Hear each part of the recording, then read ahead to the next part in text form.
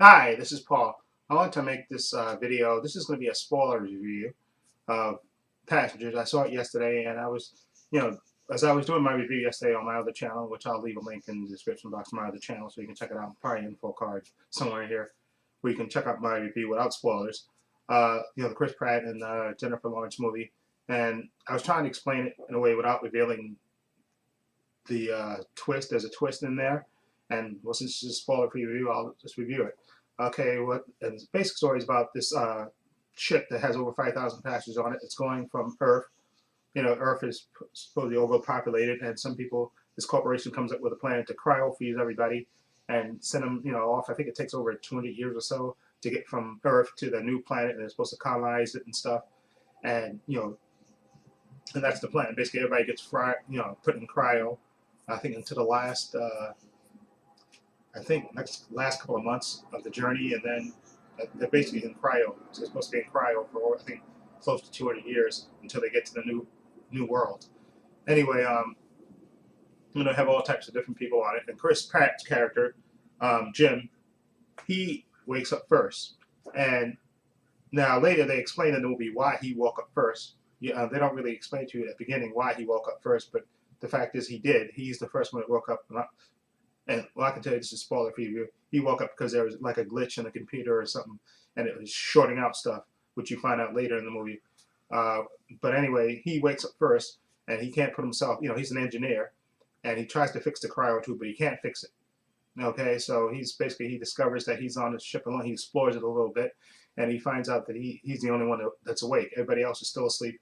Even now, the crew, he tries to get to where the crew are, but he doesn't have access to get, because of his station, he can't get access to it. And he even tries to break in. He tries to break in, but he can't because he's basically trying to get to the crew and maybe see if one of them, I guess, can either fix his cryo tube and find out why he woke up or whatever.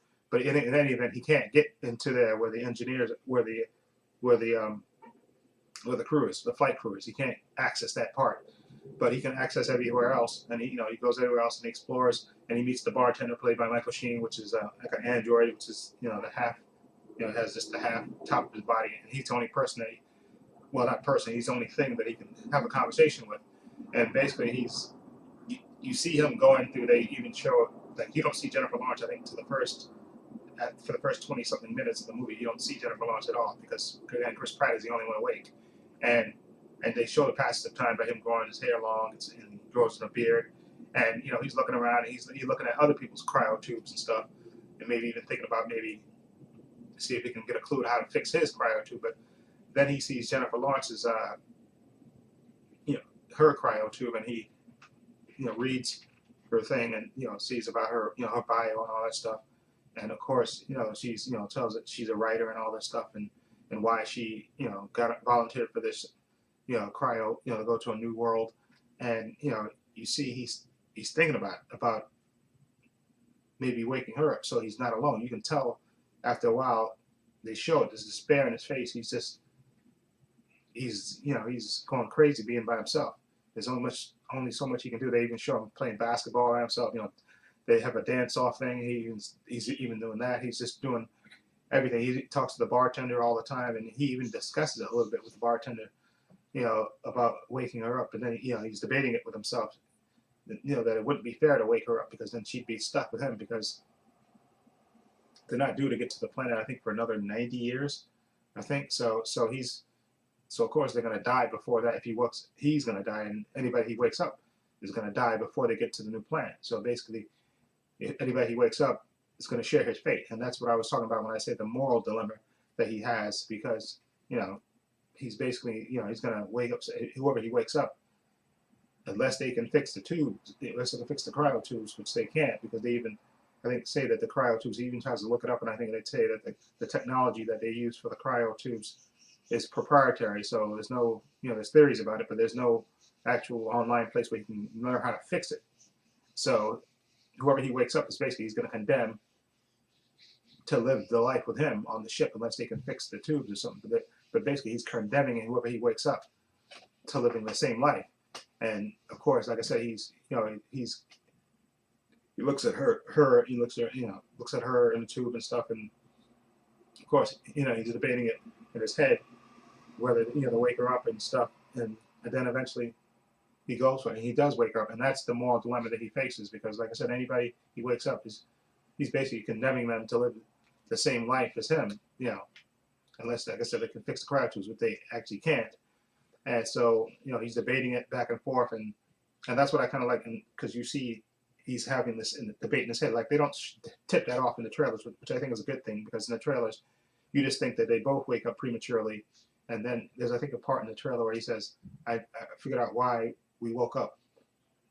So you expect, I thought maybe they were going to say, okay, well, there was a reason why maybe the people who programmed the ship just did that program, just those two to wake up, just to, as an experiment or something. That's not what they were going to say, but he actually woke her up ahead of time, just because he was going lonely. He was going basically crazy. And like you said, humans are social animals. Humans like interaction, and you could tell it was driving him crazy being by himself. And I think it was over a year and a couple of months before he decided to, just go for it and wake her up.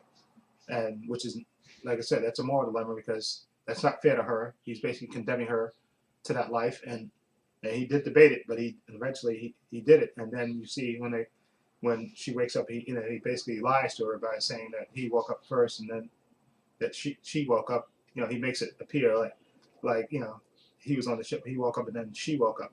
And so he's exploring the ship with her and stuff, and they're hanging out and stuff. And he tells her that we can't fix the technology and all that, so all the stuff that he tried to do. And they basically hang out for a while, and after a while they get close, and then they actually sleep together.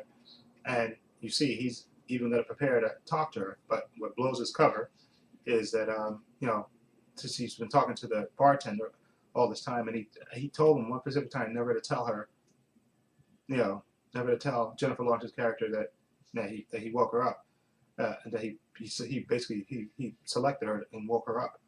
But then there's a moment, I think the day he's going to propose to her, where he tells, where they're sitting there at the bar, and I think he tells her right in front of the bartender, the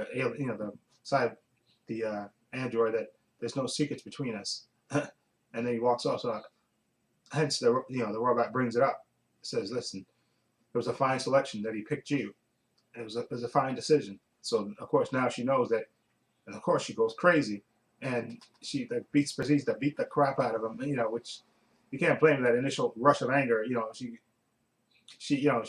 I think initially she walks away from him, because that's her mind is blown to, and then she goes into where he's sleeping at, and then she just starts pounding on him and kicking him and beating him. And I think she even has a metal pole, and she's getting ready to hit him with it. And you see he's covering up before, and then he just, because he doesn't really blame her for being angry. He stops defending himself, and then she kind of drops the thing and walks away, and she kind of doesn't talk to him. And he even tries, I think, one time to speak on the loudspeaker and explain to her why he woke her up and stuff. And of course she's not having it. And then they discover that Lawrence Fishburne, he's one of the pilots, he wakes up, and then they all together, they're looking, try to find ways to fix the ship and stuff. And then of course I think she even brings it up to him that he woke me up, ahead of time. He condemned me to this life. And I think Lawrence Fishburne says a really good line. He tells her, listen, even a drowning man tries to grab somebody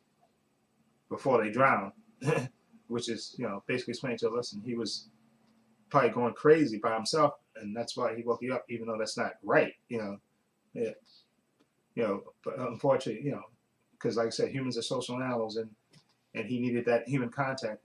Then of course, during the course of the movie, Lawrence Fishburne's character, because of the way he woke up, he's basically dying, and he dies, but he gets him on the right path to finding out what's wrong, to fix the ship. And they eventually do fix the ship. But Jim has to go outside to do a dangerous mission to manually close the doors and stuff. And of course he gets blown out into space, and then she goes out and saves him. And then he dies basically in space. And she brings him back and puts him in the infirmary. And she uses the captain's thing that Lawrence Fishburne's character had to override the medical thing. And they try all these different cues on him. That he wakes up. Then he gets revived, because she eventually, comes to, I guess, understand why he did what he did, and he even, like I say, he's going to sacrifice himself. Just and I think then you get that line that you see in the trailer where she said, "You die, I die." Okay, where she realizes that, listen, because he's going to sacrifice himself, just so even because he goes out there with just that basically what a piece of metal to protect himself, and basically risking his life, so at least the ship will be fixed. Okay, but even though there's a good chance of him dying, and then I guess then in that moment she realizes that, because he even says, listen, there's over, I think he even says a line, there's over 5,000 people in here, uh, you know, because he basically he knows that he's a good chance that he's not going to live, but he figures this is the price he has to pay, for waking her up and stuff, and to make sure everybody else lives. So he was willing to make that sacrifice, and I think in that moment, that's when she realized, the enormity of what he was willing to do, and I think, and then in that moment, then it was okay with them, because then after they fixed the ship, and she revised him, and there's a decision. There's like the captain's pod. I think that she said. I think he said a thing that they could fix the pod, but it could only keep one person in there. So he told her, "Listen, I can fix the pod, and you can." He gave her the choice option. Listen, I'll stay on. I'll stay out here and just live my life and die, but I can put you back in suspended animation until the ship lands. Until it wakes up, but just before they get to the planet. So, but she decides ultimately to stay with him and live with him. And then you see that scene at the end where you see where they basically grow, when the crew wakes up and they see that somebody's been living there, and that's them crew. And then you get her, I guess her notes that she left before they died, saying that they chose to live together. And there's also, I read a thing that there was an alternate ending that was going to be for this movie. There was another ending that they were going to do, where basically where the people will get, once they fix the pods, once they fix the ship, the machine the machine would automatically reset itself, and the machine would think that they're already at the new destination, and then it would just start ejecting the pods, and then you see all the 5,000 people, all the people that are not in the pods, basically they get shot into space, and of course they die because they're not at the place, but the computer had got rebooted, and it got fooled into believing that they reached their destination, so it started basically ejecting, and basically over 5,000 people die in space, literally, and then that's when she realizes, that's when she has a change of heart. But I like this ending better, with him making the sacrifice to go out there to reset the ship, and even though it was gonna maybe cost him his life, at least that way she got to live, and she realized that he made what sacrifice he made, and realized why he woke her up, which I think is ultimately better. So I think the ending that they have for the movie is better, and I like this movie. Like I said, the movie is not as much sci-fi as it's more of a human drama, I think, and choices, and that's why I say a moral choice in there, because I know a lot of people are debating it, would they wake somebody up or not, and I was thinking about that. Would I do that? I think after a while, I'd say he was there for like over a year, and then the loneliness just got to him, I think, and he just, he debated it back and forth, and then he woke the one person up, and I think I'm perfectly honest, I think I probably would.